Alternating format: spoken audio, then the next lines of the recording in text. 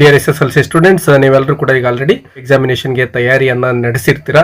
So ನಿಮ್ಮ second language ಇಂಗ್ಲಿಷ್ನಲ್ಲಿ ಯಾವೆಲ್ಲ ಪ್ರಶ್ನೆಗಳು ನಿಮ್ಮ ಕ್ವಶನ್ ಪೇಪರ್ಲಿ ಬರ್ತವೆ, ಯಾವ ಪಾಠಗಳಿಗೆ ಏನನ್ನ ಓದ್ಕೋಬೇಕು ಅಂತಕ್ಕಂತಹ ಕನ್ಫ್ಯೂಸ್ ನಿಮ್ಮಲ್ಲಿ ಇರ್ಬೋದು. ಈಗ ಆಲ್ರೆಡಿ ಡಿಪಾರ್ಟ್ಮೆಂಟ್ ವತಿಯಿಂದ ನಿಮ್ಗೆ ಆಲ್ರೆಡಿ ಬ್ಲೂ ಪ್ರಿಂಟ್ ಅನ್ನ ಕೊಟ್ಟಿದ್ದಾರೆ. ಅಂದ್ರೆ ಯಾವ ಪಾಠದಿಂದ 2 ಮಾರ್ಕ್ಸ್ ಕ್ವಶನ್ಸ್ ಬರುತ್ತೆ ಅಥವಾ 3 ಮಾರ್ಕ್ಸ್ ಕ್ವಶನ್ ಬರುತ್ತೆ ಮತ್ತೆ ಎಕ್ಸ್ಟ್ರಾಕ್ಟ್ ಬರುತ್ತೆ ಅಂತಕ್ಕಂಥದ್ದನ್ನ ಕೊಟ್ಟಿರ್ತಾರೆ. ನಿಮ್ಮ ಸ್ಕೂಲಲ್ಲಿ ಆಲ್ರೆಡಿ ಟೀಚರ್ಸ್ಗಳು ನಿಮಗೆ ಮಾಹಿತಿಯನ್ನು ಕೂಡ ಕೊಟ್ಟಿರ್ಬೋದು. ಸೊ ಇಲ್ಲಿ ನಿಮ್ಗೆ ಏನಾದರೂ ಕನ್ಫ್ಯೂಷನ್ ಇದ್ರೆ ಈ ಒಂದು ವಿಡಿಯೋದಲ್ಲಿ ಯಾವ ಪಾಠದಿಂದ ಎಂತಹ ಪ್ರಶ್ನೆ ಬರುತ್ತೆ ಅಂತಕ್ಕಂಥದ್ದನ್ನ ಕೊಡ್ತಾ ಇದ್ದೇನೆ. ಸೊ ಇದರ ಆಧಾರಿತವಾಗಿ ನೀವೇನ್ ಮಾಡ್ಬೇಕು ಅಂದ್ರೆ ಸ್ಟಡಿ ಮಾಡಬೇಕು. ಸುಮ್ಮನೆ ಯಾವುದೋ ಪಾಠದಿಂದ ಏನೇನೋ ಓದ್ಕೊಂಡು ಹೋಗ್ಬಿಡಿ. ಇಲ್ಲಿ ಬ್ಲೂ ಪ್ರಿಂಟ್ ಅಲ್ಲಿ ಯಾವ ರೀತಿಯ ಪ್ರಶ್ನೆಗಳನ್ನ ಕೇಳ್ತಾರೆ ಅಂತಕ್ಕಂಥದ್ದು ಮಾಹಿತಿ ಇದೆಯೋ ಅದ್ರ ಪ್ರಕಾರನೇ ನಿಮ್ಮ ಒಂದು ಸ್ಟಡಿ ಇರಲಿ. ಎಲ್ಲರೂ ಕೂಡ ಹಾಗಾದ್ರೆ ಮಾತ್ರ ಉತ್ತಮವಾಗಿರ್ತಕ್ಕಂತಹ ಅಂಕಗಳನ್ನ ಗಳಿಸ್ಲಿಕ್ಕೆ ತುಂಬಾನೇ ಸುಲಭ ಆಗುತ್ತೆ. ಬನ್ನಿ ಈಗ ಯಾವ ಚಾಪ್ಟರ್ ಇಂದ ಏನ್ ಪ್ರಶ್ನೆಗಳು ಬರ್ತವೆ ಅಂತಕ್ಕಂಥದ್ದನ್ನ ನೋಡ್ತಾ ಹೋಗೋಣ. ಫಸ್ಟ್ ನೋಡಿ, ಪ್ರೋಸ್ ಅಲ್ಲಿ ಬರ್ತಕ್ಕಂತಹ ಲೆಸನ್ಸ್ ಗಳೇನಿದಾವೋ ಅದರಲ್ಲಿ ಫಸ್ಟ್ ಲೆಸನ್ ಎ ಹೀರೋ ಅಂತ ನಿಮಗೆ ಗೊತ್ತಿದೆ. ಈ ಒಂದು ಹೀರೋ ಪಾಠದಿಂದ 3 ಅಂಕಗಳ ಒಂದು ಪ್ರಶ್ನೆ ಬರುತ್ತೆ ವಿದ್ಯಾರ್ಥಿಗಳಿಗೆ. ಸರಿಯಾಗಿ ನೀವು ಈಗ ಆಲ್ರೆಡಿ ಮಾಡೆಲ್ ಕ್ವಶನ್ ಪೇಪರ್ ಅಲ್ಲಿ ಏನು 4 ಮಾಡೆಲ್ ಕ್ವಶನ್ ಪೇಪರ್ಗಳಲ್ಲಿ 4 ಕ್ವಶನ್ಸ್ ಅನ್ನು ನೋಡ್ತೀರಾ ಈ ಪಾಠದ ಮೇಲೆ. ಸೊ ಆ 4 ಪಾಠಗಳ ಒಂದು ಪ್ರಶ್ನೆಗಳಿಗೆ ಉತ್ತರಗಳನ್ನ ಸರಿಯಾಗಿ ಕಲ್ತ್ಕೊಳ್ಳಿ. ಖಂಡಿತವಾಗ್ಲೂ ಕೂಡ ಆ ಒಂದು ಕ್ವಶನ್ಸ್ಗಳು ನಿಮ್ಮ ಎಕ್ಸಾಮ್ ಅಲ್ಲಿ ರಿಪೀಟ್ ಆಗ್ತಕ್ಕಂತಹ ಚಾನ್ಸ್ ಇರುತ್ತೆ. ಅದೇ ರೀತಿ second there is a girl by the tracks ಅಲ್ಲಿ ಒಂದು ಎಕ್ಸ್ಟ್ರಾಕ್ಟ್ ಅನ್ನ ಕೇಳ್ತಾರೆ.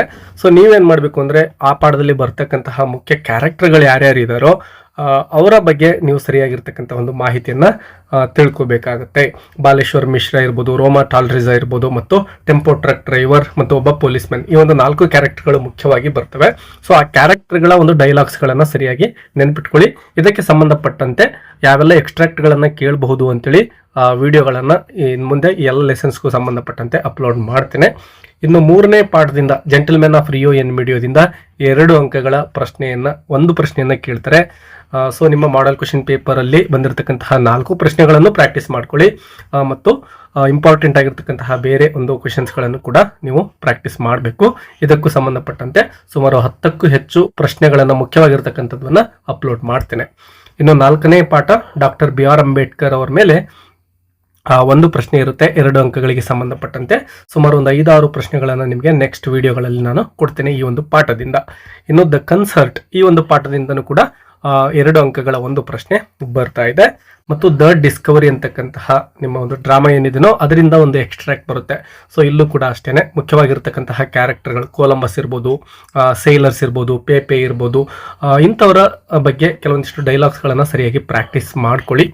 ಇನ್ನು 7th one colours of silence ಅಂತಕ್ಕಂಥದ್ದು, ಇಲ್ಲೂ ಕೂಡ ಎಕ್ಸ್ಟ್ರಾಕ್ಟ್ ಅಂತಕ್ಕಂಥದ್ದು ಸತೀಶ್ ಗುಜರಾಲ್ ಅವರ ಒಂದು ಪಾಠ ಇದಾಗಿದೆ. ನೆನಪಿರಲಿ, ಸತೀಶ್ ಗುಜರಾಲ್ ಅವರ ಫಾದರ್ ಮತ್ತು ಒಬ್ಬ ಹೆಡ್ ಮಾಸ್ಟರ್ ಬರ್ತಾರೆ ಮತ್ತು ಅವರ ಮದರ್ ಬರ್ತಾರೆ. ಸೊ ಈ ಕ್ಯಾರೆಕ್ಟರ್ಗಳನ್ನ ಸರಿಯಾಗಿ ನೆನಪಿಟ್ಕೊಳ್ಳಿ, ಅವರ ಡೈಲಾಗ್ಸ್ಗಳು ಬರ್ತವೆ. ಇನ್ನು ತುಂಬಾ ವಿದ್ಯಾರ್ಥಿಗಳು ತುಂಬಾ ಡಿಫಿಕಲ್ಟ್ ಅಂತ ಅನ್ಕೊಂಡಿರ್ತಕ್ಕಂತಹ ಸೈನ್ಸ್ ಹೋಪ್ ಆಫ್ ಸರ್ವೈವಲ್ ಈ ಪಾಠದಿಂದ 2 ಅಂಕಗಳ ಒಂದು ಪ್ರಶ್ನೆ ಬರುತ್ತೆ ವಿದ್ಯಾರ್ಥಿಗಳೇ. ಇದಕ್ಕೆ ಸಂಬಂಧಪಟ್ಟಂತೆ ಒಂದಿಷ್ಟು ಪ್ರಶ್ನೆಗಳನ್ನ ತುಂಬಾ ಸುಲಭವಾಗಿರ್ತಕ್ಕಂತಹ ಉತ್ತರಗಳ ಸಮೇತ ನೆಕ್ಸ್ಟ್ ನಾನು ಅಪ್ಲೋಡ್ ಮಾಡಿ ಕೊಡ್ತೇನೆ. ಇನ್ನು ಸಪ್ಲಿಮೆಂಟರಿ ರೀಡರ್ಗೆ ಸಂಬಂಧಪಟ್ಟಂತೆ 4 ಸಪ್ಲಿಮೆಂಟರಿ ರೀಡರ್ ಇಂದ 1 ಪ್ರಶ್ನೆ ಬರುತ್ತೆ. ಇದೆಲ್ಲ ನಿಮಗೆ ತಿಳಿದಿದೆ. ಅಂದ್ರೆ 2 ಅಂಕಗಳಿಗೆ 1 ಪ್ರಶ್ನೆ ಬರುತ್ತೆ. ಸೊ ಇಲ್ಲಿ ಗಮನಿಸಬಹುದು ನೀವು, ನಾರಾಯಣಪುರ ಇನ್ಸಿಡೆಂಟ್ ಮತ್ತು on top of the world ಈ 2 ಪಾಠಗಳಿಂದ ನೀವು ಒಂದೇ ಒಂದು ಪ್ರಶ್ನೆಯನ್ನ ಬರೆದ್ರೆ ಸಾಕಾಗುತ್ತೆ. ಅಂದ್ರೆ ಚಾಯ್ಸ್ ಕೊಟ್ಟಿರ್ತಾರೆ ಇಲ್ಲಿ. ಸೊ ನಾರಾಯಣಪುರ ಇನ್ಸಿಡೆಂಟ್ ಸರಿಯಾಗಿ ಪ್ರಾಕ್ಟೀಸ್ ಮಾಡ್ಕೊಂಡ್ಬಿಟ್ರೆ ನೀವು on top of the world ಓದೋ ಅವಶ್ಯಕತೆ ಇರೋದಿಲ್ಲ. ಇನ್ನು 3 ಮತ್ತು 4ನೇ ಪಾಠಗಳು a great martyr ever cherished ಈ ಪಾಠದಿಂದನೂ ಕೂಡ ನೀವು ಪ್ರಾಕ್ಟೀಸ್ ಮಾಡ್ಕೋಬಹುದು, ಅಥವಾ ದ ಬರ್ಡ್ ಆಫ್ ಹ್ಯಾಪಿನೆಸ್ ಇಂದನಾದ್ರೂ ಪ್ರಾಕ್ಟೀಸ್ ಮಾಡ್ಕೋಬಹುದು. ಚಾಯ್ಸ್ ಇರುತ್ತೆ ಇಲ್ಲೂ ಕೂಡ. ಸೊ ಇಲ್ಲಿ ನೀವು 2 ಪ್ರಶ್ನೆಗಳಿಗೆ ಉತ್ತರಿಸ್ತೀರಾ. 4 ಅಂಕಗಳು ತುಂಬಾ ಸುಲಭವಾಗಿ ಬರ್ತವೆ. ಇವುಗಳ ಒಂದು ಮುಖ್ಯವಾಗಿರ್ತಕ್ಕಂತಹ ಪ್ರತಿ ಪಾಠದಿಂದ 4 ಪ್ರಶ್ನೆಗಳನ್ನ ಕೊಡ್ತೇನೆ. ಅದರಲ್ಲಿನೇ ನಿಮಗೆ ಖಂಡಿತವಾಗ್ಲೂ ಕೂಡ ಈ ಒಂದು 4 ಅಂಕಗಳನ್ನ ಗಳಿಸಲಿಕ್ಕೆ ಸಾಧ್ಯ ಆಗುತ್ತೆ. ಮುಂದಿನ ದಿನಗಳಲ್ಲಿ I can upload the video. ಇನ್ನು ಪೋಯಮ್ಸ್ಗೆ ಸಂಬಂಧಪಟ್ಟಂತೆ ತುಂಬಾ ಈಸಿಯಾಗಿ ನೀವು ಅಂಕಗಳನ್ನ ಗಳಿಸ್ತಕ್ಕಂತಹ ಸೆಕ್ಷನ್ ಯಾವ್ದಪ್ಪ ಅಂದ್ರೆ ಈ ಒಂದು ಪೋಯಮ್ಸ್ ಆಗಿರುತ್ತೆ ವಿದ್ಯಾರ್ಥಿಗಳೇ. ಇಲ್ಲಿ ಸುಮಾರು 16 ಅಂಕಗಳನ್ನ ನೀವು ಪೋಯಮ್ಸ್ ಗಳ ಸಹಾಯದಿಂದ ಕಲಿಬಹುದು. ತುಂಬಾ ಸುಲಭ. ಇಲ್ಲಿ ಟ್ರಿಕ್ಸ್ ಅನ್ನ ಹೇಳ್ಕೊಡ್ತೇನೆ ನೋಡಿ ನಿಮ್ಗೆ. ಗ್ರ್ಯಾಂಡ್ ಮಾ ಕ್ಲೈಮ್ಸ್ ಅ ಟ್ರೀ ಏನಿದೆನೋ ಇದನ್ನ ಎನಿ ಕಂಡೀಷನ್ ಇದರ ಸಮರಿಯನ್ನ ಯಾವ ಕಾರಣಕ್ಕೂ ಬಿಡಬೇಡಿ. 4 ಅಂಕಗಳ ಒಂದು ಪ್ರಶ್ನೆ ಬಂದೇ ಬರುತ್ತೆ. ಸೊ ಇದು ಫಿಕ್ಸ್ ಆಗಿರೋ ಕ್ವಶನ್, ಯಾವ ಕಾರಣಕ್ಕೂ ಕೂಡ ಮಿಸ್ ಮಾಡಬೇಡಿ. ಎಲ್ಲ ಪಾಯಿಂಟ್ಸ್ ಅನ್ನ ಇದನ್ನ ಕಲ್ತ್ಕೊಳ್ಳಿ. ಇದನ್ನು ನೀವು ಸರಿಯಾಗಿ ಕಲ್ತ್ಕೊಂಡ್ರೆ ನೀವು 2 ಪಾಠಗಳನ್ನು ಡಿಲೀಟ್ ಮಾಡಬಹುದು. ಅವು ಯಾವಪ್ಪ ಅಂದರೆ ದ ಸಾಂಗ್ ಆಫ್ ಇಂಡಿಯಾವನ್ನು ಡಿಲೀಟ್ ಮಾಡ್ಬೋದು, ಬ್ಯಾಲೆಡ್ ಆಫ್ ದ ಟೆಂಪೆಸ್ಟ್ ಇದನ್ನು ಕೂಡ ಡಿಲೀಟ್ ಮಾಡ್ಬೋದು. ಯಾಕಂದರೆ ಇಲ್ಲೂ ಕೂಡ ಚಾಯ್ಸ್ ಕೊಟ್ಟಿರ್ತಾರೆ, 4 ಅಂಕಗಳ ಪ್ರಶ್ನೆಗಳು 3 ಬಂದಿರ್ತವೆ. ನೀವು ಗ್ರ್ಯಾಂಡ್ ಬಾವನ್ನು ಕಲ್ತ್ಕೊಂಡ್ಬಿಟ್ರೆ 2 ಪಾಠಗಳು ಡಿಲೀಟ್ ಆದಂಗೆನೆ 2 ಪೋಯಮ್ಸ್ಗಳು. ಇನ್ನು ಸೆಕೆಂಡ್ ಕ್ವಾಲಿಟಿ ಆಫ್ ಮರ್ಸಿ ಏನು ಪೋಯಮ್ ಇದೆನೋ ಇದನ್ನು ಕೂಡ ನೀವು ಕರೆಕ್ಟಾಗಿ ಆ 3 ಸ್ಟಾಂಜಗಳನ್ನು ಸರಿಯಾಗಿ ನೆನಪಿಟ್ಕೊಳ್ಳಿ. ಇಲ್ಲೂ ಕೂಡ 4 ಅಂಕಗಳಿಗೆ ನಿಮಗೆ ಮೆಮೊರೈಸೇಷನ್ಗೆ ಬರುತ್ತೆ. ಇದೊಂದನ್ನು ನೀವು ಸರಿಯಾಗಿ ನೆನಪಿಟ್ಕೊಂಡ್ಬಿಟ್ರೆ ದ ಬ್ಲೈಂಡ್ ಬಾಯ್ ಅನ್ನ ಡಿಲೀಟ್ ಮಾಡ್ತಾ ಇದ್ದಾವೆ, ಯಾಕಂದ್ರೆ ಚಾಯ್ಸ್ಗೆ ಇದು ಬರ್ತಕ್ಕಂಥದ್ದು. ಇನ್ನು ಥರ್ಡ್ ನೋಡಿ, ಐ ಆಮ್ ದ ಲ್ಯಾಂಡ್ ಇದೆ. So I am the land ಪೋಯಮ್ನ ಸಮರಿಯನ್ನು ಕೂಡ ಸರಿಯಾಗಿ ನೆನಪಿಟ್ಕೊಳ್ಳಿ. ತುಂಬ ಸಿಂಪಲ್ ಇದೆ. ಮನುಷ್ಯನ ಆಕ್ಟಿವಿಟಿಗಳು ಏನೇನು ಇರ್ತವೆ ಭೂಮಿ ಮೇಲೆ ಮತ್ತು ಅದರಿಂದ ಭೂಮಿ ಕೋಪ ಮಾಡ್ಕೊಳ್ಳೋದಿಲ್ಲ, ಅದು ತುಂಬಾನೇ ಪೇಷನ್ಸ್ ಇಂದ ಎಲ್ಲವನ್ನ ಸಹಿಸ್ಕೊಳ್ತದೆ ಅಲ್ವಾ. ಸೊ ಇದನ್ನ ನೀವು ಸರಿಯಾಗಿ ನೆನಪಿಟ್ಕೋಬೇಕಾಗುತ್ತೆ. 2 ಅಂಕಗಳ ಫಿಕ್ಸ್ ಕ್ವಶನ್ ಇರುತ್ತೆ. ಯಾವ ಕಾರಣಕ್ಕೂ ಇದರ ಸಮರಿಯನ್ನ ಮಿಸ್ ಮಾಡಬೇಡಿ. ಇನ್ನು ಜಾಸ್ ಪೋಯಮ್ 2 ಇದು ಕೂಡ ತುಂಬಾ ಸಿಂಪಲ್ ಆಗಿದೆ. ಆ ಜಾಸ್ ಪೋಯಮ್ ನೋಡ್ಲಿಕ್ಕೆ ಹೇಗಿದ್ದ ಮತ್ತು ಅವನ ಮ್ಯೂಸಿಕ್ ಹೇಗಿತ್ತು, 2 ಪಾಯಿಂಟ್ಸ್ಗಳನ್ನು ನೀವು ಸರಿಯಾಗಿ ಎಕ್ಸ್ಪ್ಲೇನ್ ಮಾಡಿಬಿಟ್ರೆ 3 ಅಂಕಗಳು ಖಂಡಿತವಾಗ್ಲೂ ಬರುತ್ತವೆ. ಇದರ ಸಮರಿಯನ್ನು ಕೂಡ ಏನೇ ಕ್ವಶನ್ ಕೇಳಿದ್ರು ಕೂಡ ನೀವು ಬರೀಬಹುದಾದಂತಹ ಪಾಯಿಂಟ್ಸ್ಗಳನ್ನು ಆಧರಿಸಿ ಒಂದು ವಿಡಿಯೋನ ಸದ್ಯದಲ್ಲೇ ಅಪ್ಲೋಡ್ ಮಾಡ್ತೇನೆ ವಿದ್ಯಾರ್ಥಿಗಳೇ. ಇನ್ನು ಕೊನೆ off to outer space tomorrow morning ಅಂತಕ್ಕಂತಹ ಒಂದು ಪೋಯಮ್ ಏನಿದೆನೋ ಇಲ್ಲಿ ಎಕ್ಸ್ಟ್ರಾಕ್ಟ್ ಬರುತ್ತೆ. ಈ ಒಂದು ಪೋಯಮ್ ಅನ್ನ ಬರೆದಿರ್ತಕ್ಕಂಥವ್ರು ನಾರ್ಮನ್ ನಿಕೋಲ್ಸನ್ ಅಂತ ನಿಮ್ಗೆಲ್ಲ ತಿಳಿದಿದೆ. ಮತ್ತು ಅವ್ರು ಎಲ್ಲಿಗೆ ಹೋಗ್ತಾ ಇದ್ದಾರೆ, ಔಟರ್ ಸ್ಪೇಸ್ಗೆ ಹೋಗ್ತಾ ಇದ್ದಾರೆ. ಅಲ್ಲಿ ಕ್ಯಾಲೆಂಡರ್ ಇರೋದಿಲ್ಲ, ಟೈಮ್ ಇರೋದಿಲ್ಲ, ಮತ್ತು ಅಲ್ಲಿ ಗುರುತ್ವಾಕರ್ಷಣ ಶಕ್ತಿ ಯಾರಪ್ಪ ಅಂದ್ರೆ ನಮ್ಮ ಪೋಯೆಟೇ ಆಗಿರ್ತಾರೆ. ಸೊ ಇಂತಹ ಪಾಯಿಂಟ್ಸ್ಗಳನ್ನು ನೀವು ಸರಿಯಾಗಿ ನೆನಪಿಟ್ಕೊಳ್ಳಿ. ಇದಕ್ಕೆ ಸಂಬಂಧಪಟ್ಟಂತೆ ಕೂಡ ಒಂದು 6-7 ಎಕ್ಸ್ಟ್ರಾಕ್ಟ್ಗಳನ್ನು ಮುಂದೆ ಅಪ್ಲೋಡ್ ಮಾಡ್ತೇನೆ. ಖಂಡಿತವಾಗ್ಲೂ ಕೂಡ ಎಕ್ಸಾಮಲ್ಲಿ ಅವುಗಳೇ ರಿಪೀಟ್ ಆಗಲಿಕ್ಕೆ 100% ಗ್ಯಾರಂಟಿ ಇರುತ್ತೆ ವಿದ್ಯಾರ್ಥಿಗಳೇ. ಸೊ ಈ ಎಲ್ಲ ವಿಡಿಯೋಗಳನ್ನು ನೆಕ್ಸ್ಟ್ ನಾನು ಅಪ್ಲೋಡ್ ಮಾಡಿ ಕೊಡ್ತೀನಿ ನಿಮಗೆ. ಇನ್ನು ಇಂಗ್ಲೀಷ್ ಎಕ್ಸಾಮಲ್ಲಿ ಮಿನಿಮಮ್ ನಾನು ತುಂಬ ಡಲ್ ಇದ್ದೇನೆ, ನಾನು ಪಾಸ್ ಆಗಬೇಕಾದ್ರೆ ಏನನ್ನ ಓದ್ಕೋಬೇಕು ಅಂತಕ್ಕಂಥ ಒಂದು ಕನ್ಫ್ಯೂಷನ್ ಕೂಡ ಕೆಲವೊಂದಿಷ್ಟು ವಿದ್ಯಾರ್ಥಿಗಳಲ್ಲಿ ಇರ್ಬೋದು. ಅಂದರೆ ಸುಮಾರು ನನಗೆ ಈಗ 80ಕ್ಕೆ 80 ಅಂಕಗಳನ್ನು ಗಳಿಸ್ತಕ್ಕಂತಹ ಚಾನ್ಸ್ ನನಗಿಲ್ಲ. ಕೇವಲ ನಾನೊಂದು 30, 35, 40 ಮಾರ್ಕ್ಸನ್ನು ತೆಗೆದುಕೊಂಡು ನಾನು ಪಾಸ್ ಆದರೆ ಸಾಕು, ಅಥವಾ ಒಂದು 25 ಅಂಕಗಳನ್ನಾದರೂ ತೆಗೆದುಕೊಳ್ಬೇಕು ಮಿನಿಮಮ್. ಅಂದರೆ ತುಂಬ ಡಲ್ ಆಗಿರೋ ವಿದ್ಯಾರ್ಥಿಗಳಿಗೆ ಒಂದು ಪ್ಲಾನನ್ನು ಇಲ್ಲಿ ಕೊಡ್ತಾ ಇದ್ದೇನೆ ವಿದ್ಯಾರ್ಥಿಗಳೇ. ಇದರ ಸಹಾಯದಿಂದ ನೀವೇನು ಮಾಡ್ಬೋದು ಅಂದರೆ ಇಂಗ್ಲೀಷ್ ಎಕ್ಸಾಮನ್ನು ಖಂಡಿತವಾಗ್ಲೂ ಕೂಡ ಎಲ್ಲರೂ ಪಾಸ್ ಆಗ್ತಾರೆ, ಗ್ಯಾರಂಟಿ ಹೇಳ್ತೇನೆ. ಇಲ್ಲಿರೋವನ್ನ ನೀವು ಪ್ರಾಕ್ಟೀಸ್ ಮಾಡ್ಕೋಬೇಕು. ಏನಪ್ಪ ಅಂದರೆ ಮೊದಲನೇದಾಗಿ ಗ್ರ್ಯಾಂಡಮಾ ಕ್ಲೈಮ್ಸ್ ಅ ಟ್ರೀ. ಸೊ ಸುಮಾರು 4 ಅಂಕಗಳಿಗೆ ಬರುತ್ತಲ್ವಾ. ಕೇವಲ ಇಲ್ಲಿ ನಾನು 3 ಎಕ್ಸ್ಪೆಕ್ಟೇಷನ್ ಮಾಡೋಣ. ಅಂದರೆ ನೀವು ತುಂಬ ಡಲ್ ಆಗಿದ್ರು ಕೂಡ, ಕಲೀಲಿಕ್ಕೆ ಕಷ್ಟ ಆಗ್ತಾ ಇದೆ ಅಂದ್ರೂ ಕೂಡ ನಾನು ಕೊಡ್ತಕ್ಕಂತಹ ಸಮರಿ ಏನಿದೆನೋ ಇದನ್ನು ಸರಿಯಾಗಿ ಪ್ರಾಕ್ಟೀಸ್ ಮಾಡ್ಕೊಳ್ಳಿ. 3 ಅಂಕಗಳನ್ನು ಮಿನಿಮಮ್ ನೀವು ಕಲಿಬಹುದು ಅಥವಾ ಗಳಿಸಬಹುದು. ಇನ್ನು ಜಾಸ್ ಪೋಯಮ್ ಇದು ಅಷ್ಟೇ, ಕೊಡೋ ಪಾಯಿಂಟ್ಸ್ಗಳನ್ನು ಸರಿಯಾಗಿ ಕಲ್ತ್ಕೊಳ್ಳಿ. ಇಲ್ಲಿ 3ಕ್ಕೆ 3 ಸಿಗ್ತವೆ. I am the land fix ಇದೆ, ಇಲ್ಲಿ 2 ಇದೆ. ಅಂದರೆ 3 + 3 + 2 ಸುಮಾರು 8 ಅಂಕಗಳು ನಿಮಗೆ ಇಲ್ಲಿ ಸಿಗ್ತಾ ಇದೆ ಪೋಯಮ್ ಸಹಾಯದಿಂದ. ಇದರ ಸಮರಿಗಳನ್ನು ಸರಿಯಾಗಿ ನೆನ್ಪಿಟ್ಕೊಳ್ಳಿ. 3 ಸಮರಿಗಳನ್ನು ಒಂದೇ ವಿಡಿಯೋದಲ್ಲಿ ನಾನು ನಿಮಗೆ ಕೊಡ್ತೇನೆ. ಇನ್ನು ಲೆಟರ್ ರೈಟಿಂಗಿಗೆ ಸಂಬಂಧಪಟ್ಟಂತೆ 5 ಅಂಕದ ಪ್ರಶ್ನೆ ಬರುತ್ತೆ.